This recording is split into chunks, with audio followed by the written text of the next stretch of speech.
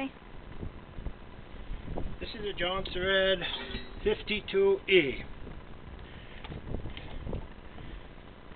I guess it could be considered a part saw.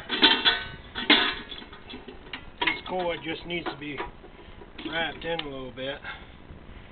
It doesn't have any fire, but it's got good compression. I'll show you.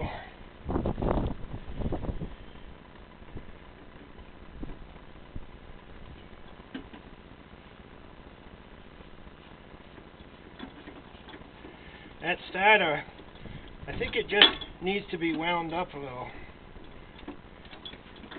It seems to work all right.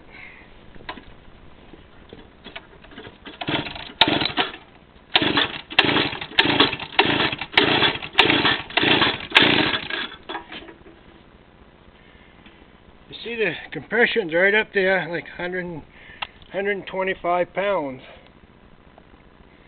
So it's got good compression, it just don't got any spark. You can hold right onto the plug and you won't get a shock. And it's got a bearing chain. It looks complete. And I think the starter's okay. It just needs to be wound up. It's all hitched up and everything. Okay, there you got it. An old Jonsered 621. Thank you.